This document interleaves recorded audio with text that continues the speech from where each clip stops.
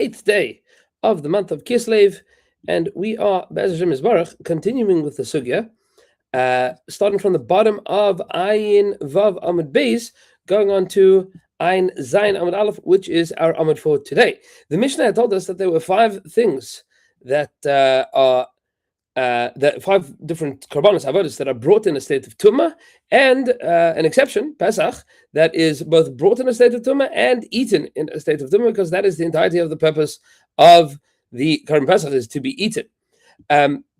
Right at the bottom of the Amud, the Gemara had discussed, just reviewing from what we said yesterday, that the Mishnah included Seirei Rosh Chodashim, and it needed to teach us this, even though Zivchei Shalom Tzibur was already included.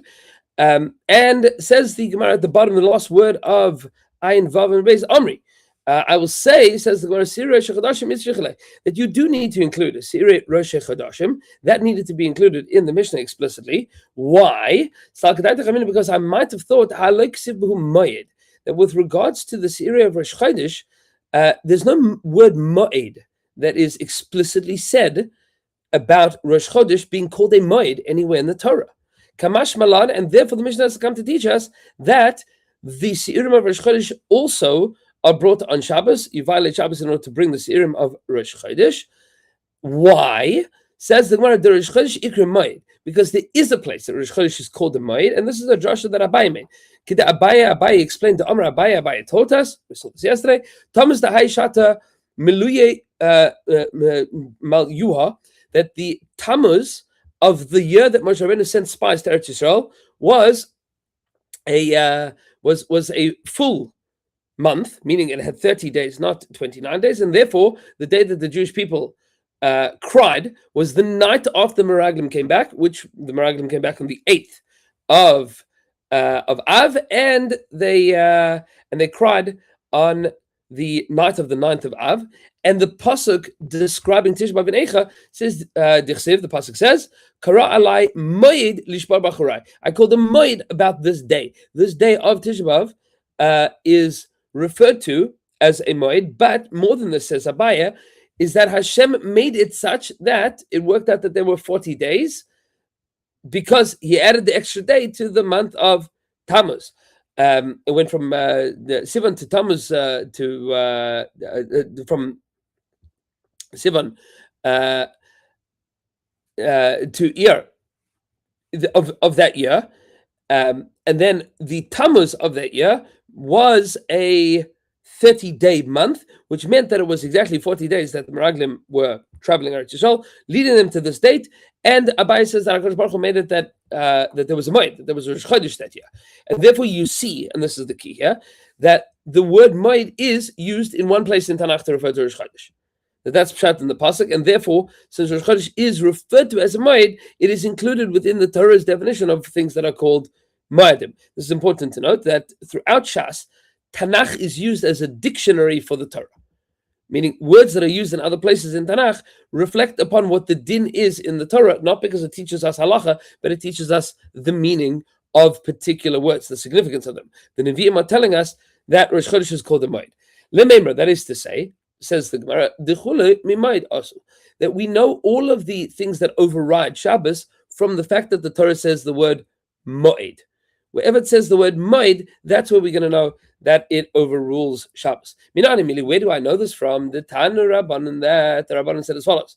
The Brisa teaches us. Vaidaber Moshe es Moedei Hashem.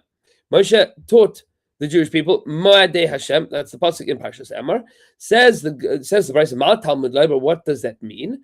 Lefi sheloi lamadnu ela letamid uPesach. Because we only know this din for Tamid and Pesach.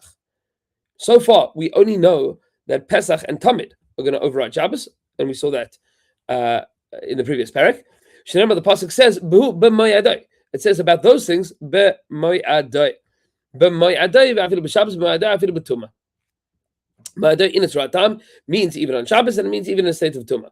Shar karbanos. Korbanos Sibur minayin. How do I know all of the rest of the Korbanos Sibur? Shenema, the pasuk says, "Ele ta'asu la'Hashem b'moyadechem." This is what you should do for Hashem on your Ma'adim. This is what you do for Hashem on the days that are appointed. How do you know that you also should include the Korban HaOmer, and the Korbanos that were brought with it, the Shalom Tzibur that are brought with the Korban HaOmer on Shavuos? How do you know the Korban HaOmer, which is brought on Pesach, and the Korbanos brought with it? Shtei HaLechem brought on Shavuos, and the Korbanos brought with it. Talmud Laimar, the pasuk says, "Vayidaber Moshe es ma'adei Hashem el bnei Yisrael." That Moshe declared this to the Jewish people. These appointed times to Hashem. Hakasuv, the Hakasuv kavai moed echad lekulam, and therefore the Torah is saying ma'adei Hashem, referring to all of these things. So you have a pasuk that teaches you b'ma'adeichem. This is what you should do for Hashem on your ma'adim, and then. And that's in the plural. And then you have Moshe as Ma'adei Hashem el bnei Yisrael, that Hashem taught, Moshe Rabbeinu taught the Ma'adei Hashem, the Yom Tovs of Hashem, the appointed times of Hashem. So you see that all of them are included as the same din of being a Ma'ad. Says the Gemara, V'chol ani lameli. Why do I need all of these psukim? Maybe I could just have learned the word Ma'ad, and I would know that any korban that is kavua bismanai, that should be brought. Even if it's Shabbos, even if it's a state of Tumah. Why do I need all of this? Says the Gemara, Tzrichi, you need all of these drushes. You need all of these dinim to be stated explicitly.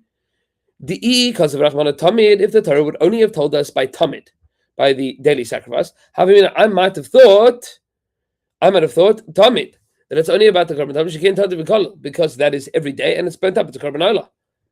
Aval Pesach, but about Pesach, like maybe I didn't have to violate Shabbos to bring the Pesach.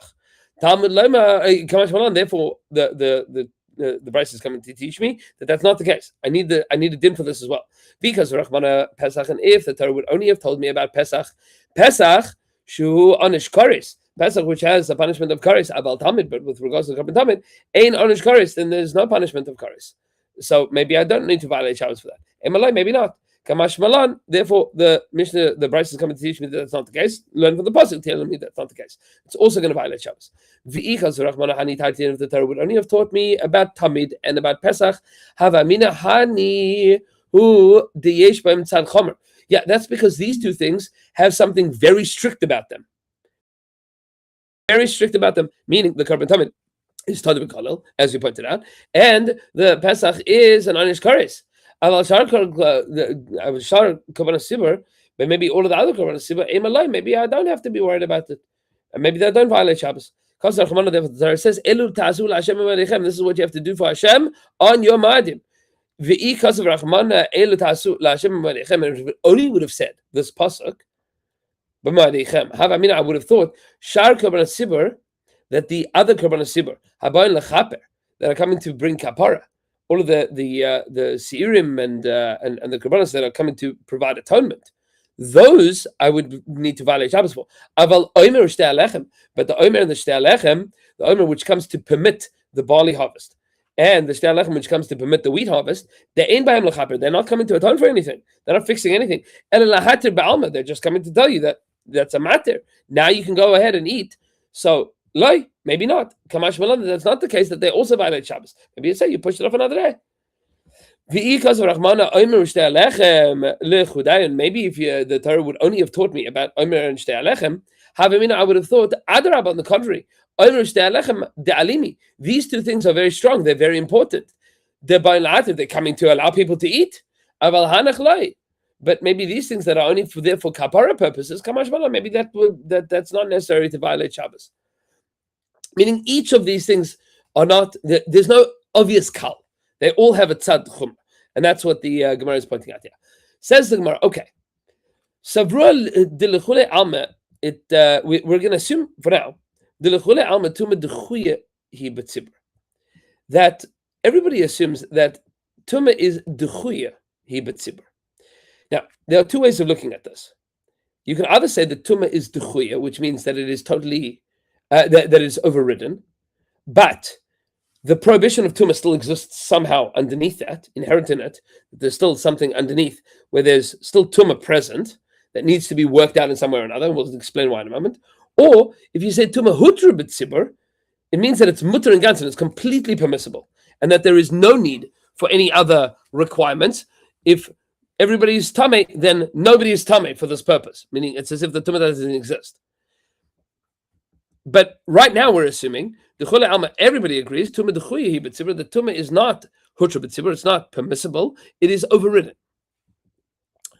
And therefore the kohen gadol has to wear his tzitz, his breast, his headplate. That's the tzitz leratzis, in order to provide atonement for tumas mikdash and all of the korbanos that are brought in a state of tumah. Which is all of the big day korban came to be mechaper on different things. So tumas mikdash is the job of the tzitz. That's how the tzitz works. There is no tana that we know of that holds tumah hutra b'tzibur. That tumah is permissible in the tzibur, meaning that you don't need the head plate of the kohen gadol. You don't need it. Ela Rabbi Yehuda, except for Rabbi Yehuda. Meaning Rabbi Yehuda is the sole opinion that holds tumah hutra b'tzibur, and the kohen gadol doesn't need to wear the tzitz for the purposes of being meratza.